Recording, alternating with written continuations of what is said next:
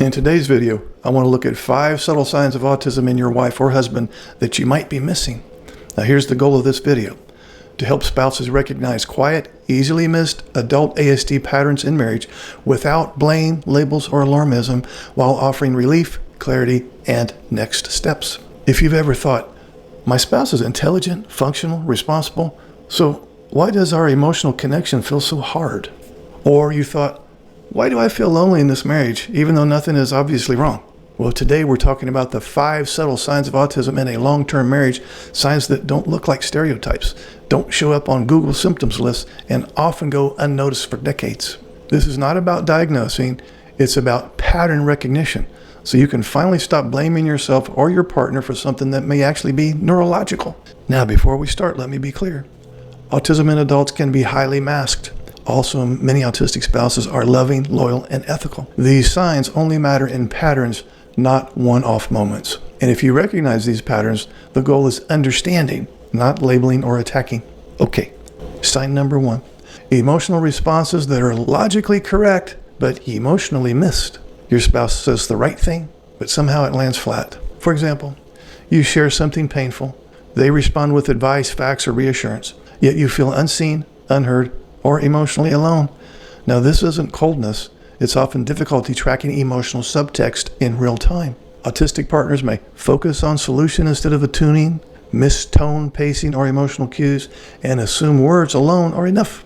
Over time, the non-autistic spouse begins to think, why doesn't this comfort me in the way it should? That confusion is often the first crack. Sign number 2, conflict avoidance that looks like indifference. This one is very subtle and very painful. During conflict, your spouse may shut down, go silent, leave the room, say, I don't know what you want from me. To you, it feels like they don't care enough to engage. But for many autistic adults, emotional intensity overwhelms cognitive processing. Their nervous system goes into freeze, escape, shut down. Not because the marriage doesn't matter, but because their system can't keep up with emotional escalation. And this creates a tragic loop. One spouse pushes for connection, the other retreats for regulation. Both feel unsafe. Sign number 3, a strong moral code, but little emotional flexibility. Many autistic spouses have very strong ethics. They may be honest to a fault, loyal, rule-oriented, highly consistent, but emotionally, they may struggle with nuance. For example, I didn't lie, so why are you upset? Or I followed the rule, what's the problem? Or you didn't ask, so I didn't know. Marriage, however, runs on implicit expectations, not just rules. One partner lives in logic, explicit instructions, clear parameters, and the other lives in emotional intuition, unspoken needs, and context. Both feel misunderstood, and neither is wrong. Sign number 4, chronic misalignment around shared experiences. This one is often mistaken for selfishness. Your spouse may enjoy activities near you, but not with you. He may prefer parallel play, same room, separate worlds, and he may struggle with shared emotional moments. So for you, the neurotypical spouse, vacations, holidays, and date nights can feel uneven, lonely, and transactional. You might think, why doesn't this feel bonding? The answer is because bonding for many autistic adults is task-based, predictable, and low stimulus. While you, the NT partner, crave emotional reciprocity, shared meaning, and relational energy. And this mismatch quietly erodes intimacy. Sign number 5, masking in public, melting down in private. This is one of the most missed signs. Your ASD spouse may appear socially competent at work, polite, calm, and functional in public, highly respected by others. But at home, he's exhausted, irritable, withdrawn, emotionally unavailable. This isn't a character flaw. It's masking, using enormous energy to appear normal all day. Home becomes the only place where the mask drops, regulation fails, and burnout appears. Unfortunately, the NT spouse gets the fallout, while the world gets the best version of your ASD spouse.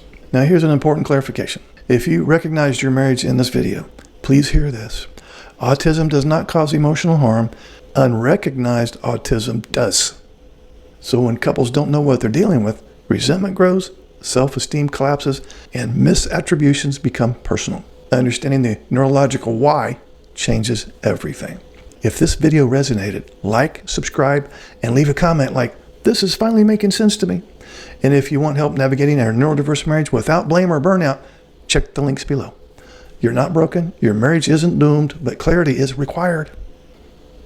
Would you like to schedule a paid private coaching session? This will be in the form of a face-to-face Zoom call. Underneath any of my videos, you'll see this Calendly link. If you click on that link, it'll open up my calendar. You can pick the available days and times that works for your schedule. You'll get a follow-up email immediately after purchasing a session that will have the Zoom link that coincides with the day and time that you picked. I will get an email too that you scheduled a session, and I will be available on that exact day and time, and we will talk. I look forward to working with you.